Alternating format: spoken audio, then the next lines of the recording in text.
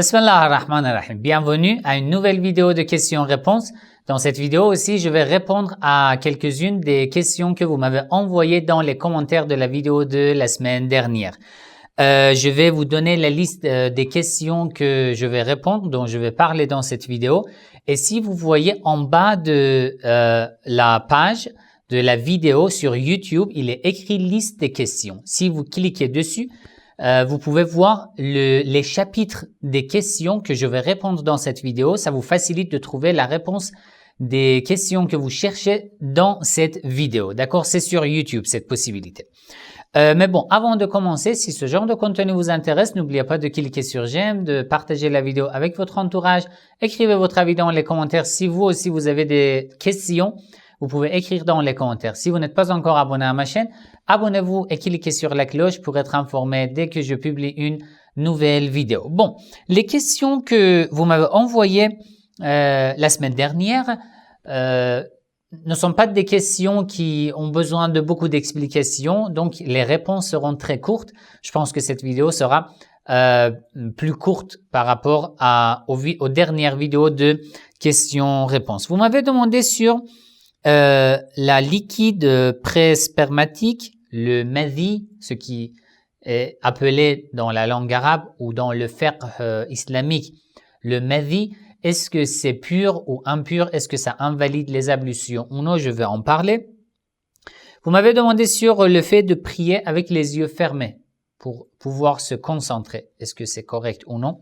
Je vais en parler. Vous m'avez demandé sur le fait de dire Allahu Akbar dans chaque changement des actes dans la prière. Je vais en parler. Vous m'avez demandé sur, quatrième question, sur les prières avec les mèches pour les femmes. Inch'Allah, je vais en parler. Et cinquième question, vous m'avez demandé pourquoi les savants sunnites ne veulent pas accepter certaines vérités qui se trouvent dans le Coran et dans leurs propres sources, alors que c'est clair. Pourquoi, quelles sont les raisons? Je vais en parler, Inch'Allah, dans cette vidéo. Bon, première question.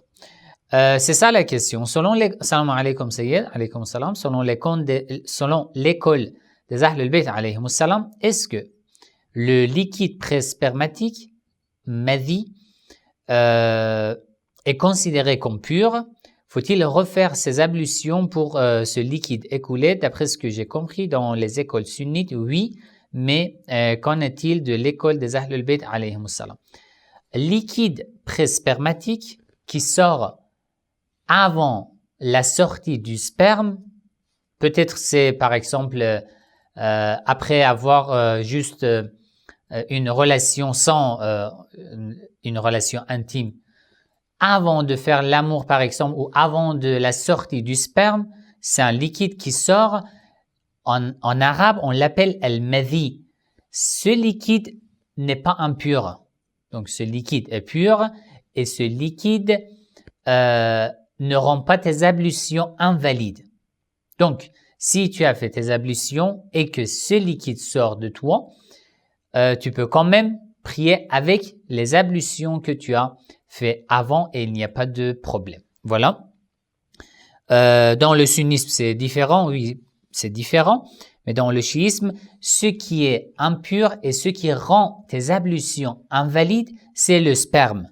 Mais ce n'est pas le liquide pré-spermatique, d'accord?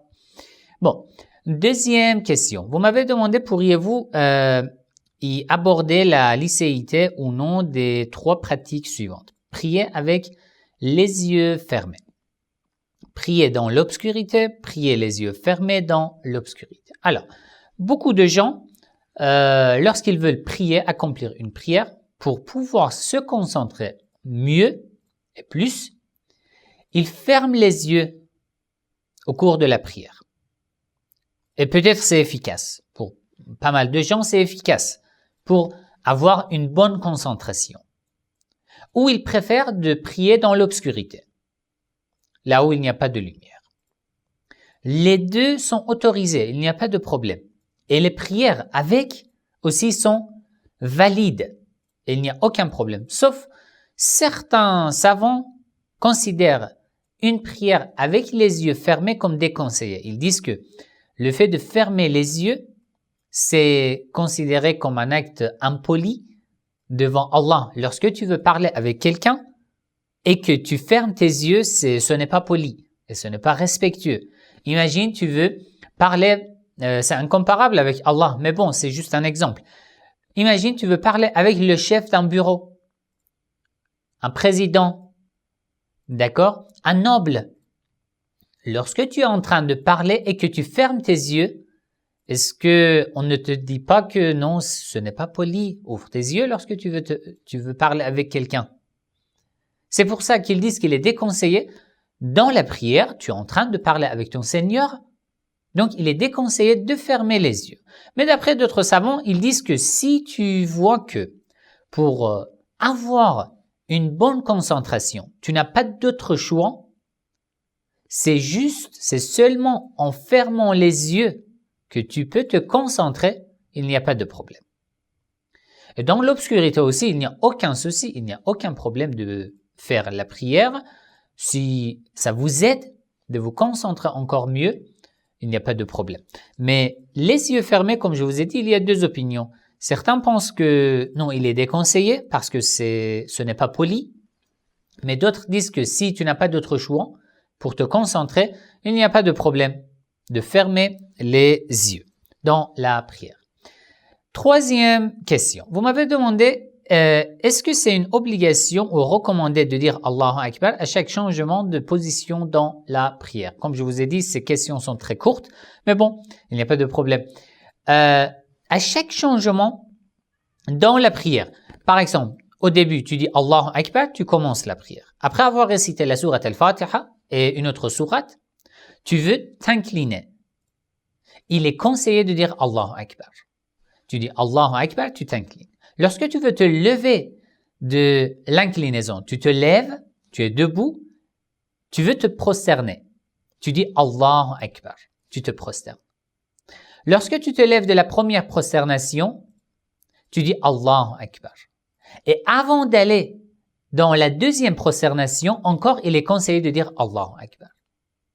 Encore, lorsque tu veux te lever après la deuxième prosternation, encore, il est conseillé de dire Allahu Akbar. Et dans chaque rak'a, c'est pareil. D'accord? Il est conseillé, ce n'est pas obligatoire. Juste conseillé. Et il est conseillé lorsque tu dis Allahu Akbar, tu te lèves les mains juste au-dessous des oreilles. Voilà, de telle manière, Allahu Akbar. Voilà, c'est ça la troisième question. Quatrième question. Vous m'avez demandé, salam alaikum, qu'Allah vous récompense pour tout, qu'Allah accepte, merci. Ma préoccupation est en rapport avec les mèches. Je viens de voir sur un groupe chiite Facebook que les mèches ne sont pas interdites par les savants. Alors, si cela est vrai, quelles sont les preuves une femme peut-elle accomplir la prière avec les mèches? Merci infiniment. Bon, alors, ce que vous avez demandé, c'est sur les mèches. Il y a une autre question sur les perruques. D'accord? Mais bon, je vais répondre maintenant à votre question sur les mèches. Sur les mèches, oui, bien sûr, d'après les savants, il n'y a pas de problème. Mais lorsqu'ils disent qu'il n'y a pas de problème, ça ne veut pas dire que, bon, alors tu as fait des mèches ou tu as rajouté des mèches. Je ne sais pas si lequel verbe est plus correct dans la langue française. En persan, on utilise le terme, par exemple, rajouter ou ajouter des mèches ou utiliser des mèches ou mettre des mèches sur les cheveux. D'accord? Alors, lorsque tu as mis des mèches, tu as fait des mèches, dans ce cas, il n'y a pas de problème. À la maison, il n'y a pas de problème. Mais lorsque tu veux sortir, le voile est toujours obligatoire. Tu ne peux pas dire que ça ne fait pas partie de mes cheveux, donc ce n'est pas obligatoire de les couvrir. Non, c'est obligatoire de les couvrir. D'accord?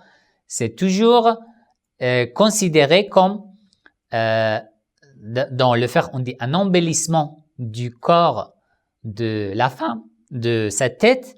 Donc, il est obligatoire de les couvrir parce que le voile est obligatoire. Et sur le voile, j'ai beaucoup parlé dans les vidéos de questions-réponses, des dernières vidéos de questions-réponses. Vous pouvez chercher sur ma chaîne et vous allez trouver les vidéos dans lesquelles j'ai parlé du voile, de l'obligation du voile dans le Coran et dans les hadiths. D'accord? Donc, le fait qu'ils disent que les mèches ne sont pas interdites, ça ne veut pas dire que lorsque tu as mis des mèches, le voile n'est plus obligatoire. Le voile est toujours obligatoire et c'est toujours obligatoire de les couvrir. D'accord? Mais dans la prière, est-ce que ça invalide la prière? Non. Pourquoi ça doit invalider la prière? Non. Juste, pour faire les ablutions, ça ne doit pas couvrir la peau de la tête. Lorsque tu veux passer la main mouillée sur la tête, les mèches ne doivent pas couvrir la peau de la tête, ne doit pas empêcher l'eau de toucher la peau de la tête dans les ablutions. Si ça couvre la peau de la tête, dans ce cas, les ablutions sont invalides, donc la prière aussi est invalide. Mais normalement, ce n'est pas comme ça. Et normalement, la peau de la tête n'est pas couverte. Donc, les ablutions sont correctes et la prière aussi est correcte. Voilà. Si vous avez encore besoin de plus de détails, vous pouvez m'expliquer encore plus dans les commentaires. Je vais rajouter des explications. 5e question. Vous m'avez envoyé ce message. Merci beaucoup, Sayed. Je vous en prie. Assalamu alaikum. J'ai une question. Comment, depuis tant d'années et après de grandes années d'études, les grands savants sunnites ne savent toujours pas comment bien faire l'ablution, ne savent toujours pas qu'il faut se prosterner sur de la terre ou autre chose naturelle. Ou encore ne savent toujours pas bien faire la prière alors que toutes les réponses à ces questions se trouvent dans leurs livres. Ne veulent-ils pas voir la réalité ou sur quoi se basent-ils pour ne pas bien pratiquer la religion musulmane? En fait, le sujet n'est pas si simple et ce n'est pas si facile de parler de telle manière. Bien sûr, dans chaque communauté, dans chaque groupe, il y a des gens extrémistes qui, en sachant la vérité, la refusent. Ce genre de personnes, bon, c'est déjà, la réponse est claire. Pourquoi on peut pas dire pourquoi ils ne savent pas. Ils savent déjà, mais ils font semblant de ne pas savoir, d'ignorer cette réalité, alors que dans leur cœur, ils sont conscients et ils savent la réalité. Ces gens-là, bon, peut-être c'est la haine ou c'est autre chose qu'ils ne veulent pas accepter, ou peut-être c'est la peur de leurs frères et de leurs sœurs, de leur communauté.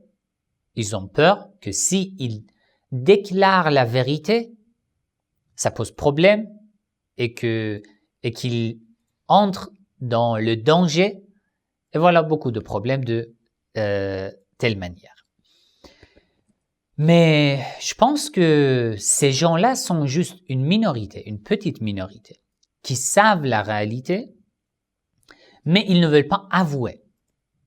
Mais la majorité même des savants, ce n'est pas si facile de dire que oui, alors toutes les réponses se trouvent dans le Coran, dans leur propre source, alors pourquoi ils ne savent pas?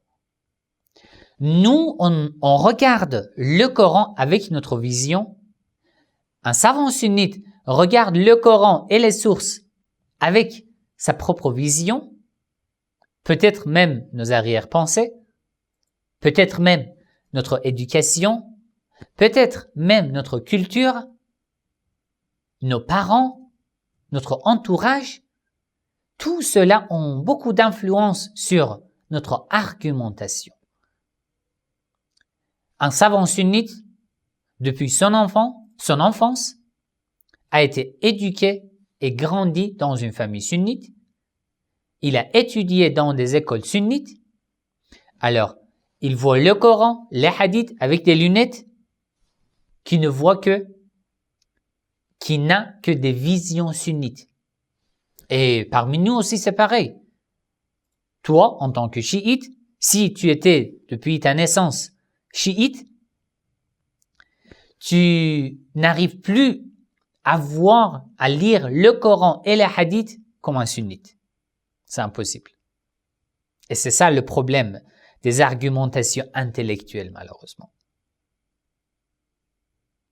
dans deux groupes, sunnites, chiites, mais dans toute l'humanité. Quelqu'un qui a grandi dans une famille qui avait toujours la haine contre les chiites, il est grandi, il a étudié dans des écoles qui détestent le chiisme. Alors, combien de pourcents est-ce possible qu'il retourne, qu'il réfléchisse sur la vérité du chiisme, sur la réalité du chiisme, et qu'il efface cette haine de son cœur envers le chiisme? C'est presque impossible. Sauf par un miracle, par la grâce de Dieu, sinon ce n'est pas possible. Parce que notre pensée est toujours sous l'influence de beaucoup de conditions. Notre pays, notre culture, notre éducation, nos études, nos parents, notre entourage, notre famille, et encore beaucoup de choses. C'est normal. Vous voyez, mais quand même, il y a beaucoup de gens dans l'école, par exemple, sunnite, qui lisent. Alors, vous voyez dans les commentaires de notre chaîne, vous voyez, il y a beaucoup de sunnites, beaucoup de frères et sœurs qui étaient déjà sunnites, mais maintenant ils sont chiites. Pourquoi? Parce qu'ils sont libérés de ces conditions, de ces, je peux dire, de ces chaînes. Ils se sont détachés de tout. Ils ont libéré leur pensée, leur raison, leur esprit, et ils ont autorisé à eux-mêmes de réfléchir librement. C'est pour ça que ils ont réussi à voir certaines vérités qui sont invisibles pour les autres personnes de la communauté sunnite. Vous voyez? Il y a beaucoup de frères et sœurs sunnites qui disent que j'ai choisi le chiisme, j'ai décidé de devenir chiite ou de ne plus être sunnite parce que j'ai lu des livres, j'ai lu des sources, j'ai réfléchi, j'ai fait des recherches, j'ai vu qu'il y a tant de hadiths sur les mérites des Ahlul Bayt alayhimus salam qui étaient déjà cachés à nos yeux.